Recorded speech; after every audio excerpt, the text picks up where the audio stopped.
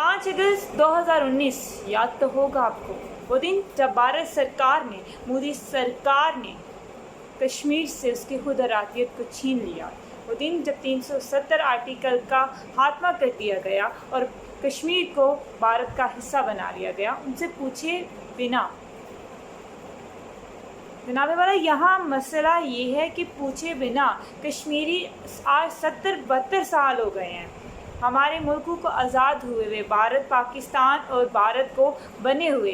कश्मीर तब से ये लड़ाई जारी है, उससे पुरानी ये कम नहीं होता किसी भी आज़ादी की ये जंग लड़ना। मगर मसला क्या है, कोई उनसे क्यों नहीं पूछ रहा। सब अपने फैसले किए जा रहे हैं, सब आर्टिकल्स मिटा रहे हैं, बना रहे हैं। जिन्होंने जीना है, जिनकी बात है, उनसे क्यों नहीं पूछा जा रहा। बात तो यही हुई थी कि जब भी फैसला होगा कश्मीरी अवाम की मर्ज़ी के तहत होगा, कश्मीरी अवाम की मर्ज़ी के मुताबिक होगा। फिर जनाब वाला, आज 21वीं सदी में जब हर तरफ हक़ खुदरातियत है, हर एक को आज़ादी है, जीने का हक़ हासिल है, ना कोई काला है ना गोरा है। हालांकि ये कोई आज की बात नहीं, ये पैदा होते ही हर इंसान का हक़ होता है। वहाँ काला गोरा किसी चीज़ की कोई तफरीक नहीं है, लेकिन हमें समझते हुए बहुत साल, बहुत सदियाँ, बहुत अरसा लगा। लेकिन अभी भी शायद पाकिस्तान को, भारत को, बांग्लादेश को, एशिया को ये समझने की अभी भी ख़ास ज़रूरत है। नबी वाला, कुछ ही दिनों की बात है, कुछ रिकॉल करने की ज़रूरत है। इंडिया में एक शख्स को मारा जाता है, वो शख्स काला था। उसके बाद क्या होता है, कोरोना था, मगर लाखों हज़ारों लोग सड़कों पे निकल आते हैं। उस एक शख्स के साथ होने वाले नाइंसाफ़ी का बारे में सवाल पूछते हैं, के बारे में नारे लगाते हैं। वो सारी हुकूमत को, वो सारी मीडिया को, हर चीज़ को बताते हैं। सबको पता लगता है यहाँ कुछ हुआ है, वो आवाज़ उठाते हैं। यहाँ तक कि हर तरफ से सदा आती है ब्लैक लाइव्स मैटर।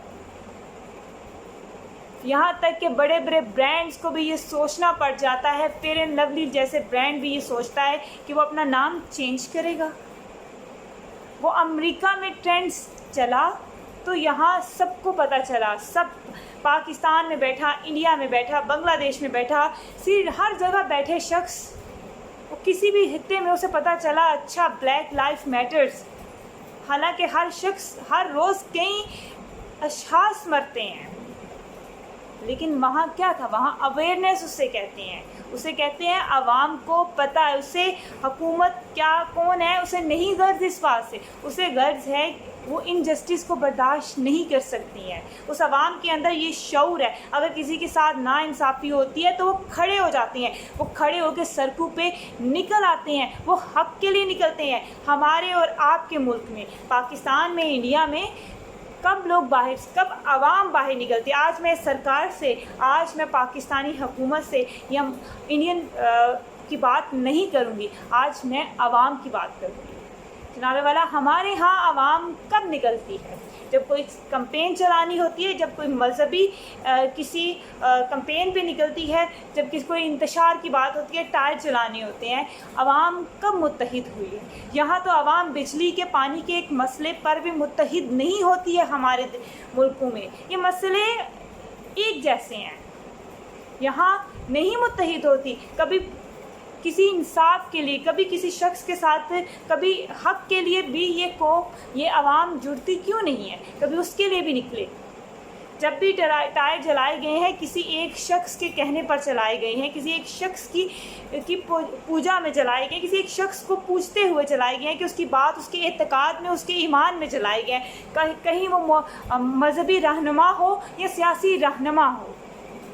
इस आवाम ने हमेशा जब भी निकली है बाहर, जब भी आवाज़ उठाई है, जब भी नारे लगाए हैं, जब भी कैंपेन चलाई है, मेजॉरिटी ने तभी चलाई है किसी की पीछे चलाई है, किसी की पीछे चलते हुए, किसी के एतकाद में, किसी के ईमान में चलाई है।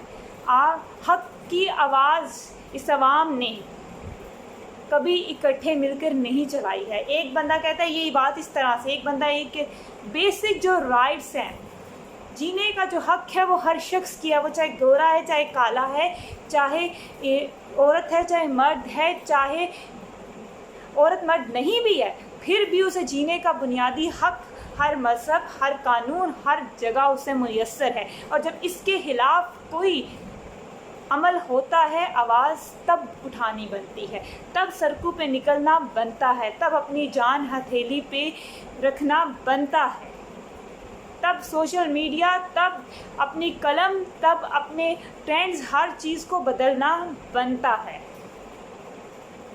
सोशल मीडिया बहुत से होंगे इसके नुकसानात, लेकिन इसका एक फ़ायदा हुआ है कि आवाम के अंदर थोड़ा सा शऊर आ गया, उसे इस बात का पता चल गया, वो चीज़ें जो पहले छुपी होती थी 7 पर्दों के अंदर, वो अब सामने आना शुरू हो गई हैं। अब उन्हें थोड़ा पता चलना हो गया, अच्छा चीज़ें इस तरह से भी होती हैं, अब लोग हक़ के लिए आवाज़ उठाना शुरू हो गई। लेकिन अभी भी वो रेशो बहुत कम है हमारे मुल्कों में। अभी भी हम जब भी निकलते हैं, हम किसी के एतकाद में निकलते हैं, हम किसी के पुजारी बन के निकलते हैं। हम उस हक़ की आवाज़ के जो बुनियादी बेसिक राइट्स की है, उस आवाज़ के पीछे, इंसानियत की पीछे हम आज भी नहीं निकलते हैं। हम आज भी इंसानियत की बात करते हुए डरते हैं। हम आज भी ये बात कहते हुए, अगर हमारा शख्स, करीबी शख्स पाकिस्तान की, इस वक्त मैंने कहा था मैं पाकिस्तानी या उसकी तरह इंडियन की बात नहीं करूँगी, आज मैं एक जनरल बात करना चाहती हूँ।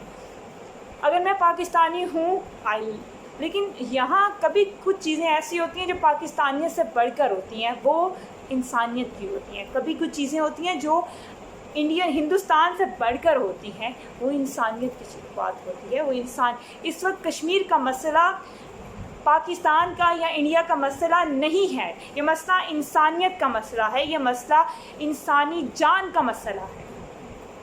और हमें ये समझने की अब ज़रूरत है कि कश्मीर के टुकड़ा, वो ज़मीन का एक टुकड़ा अगर पाकिस्तान या हिंदुस्तान अपने ले भी लेगा, कोई फ़र्क नहीं पड़ने वाला। आपकी जैसी हालत है, जैसी दोनों मुल्कों की हालत है, वो सभी जानते हैं।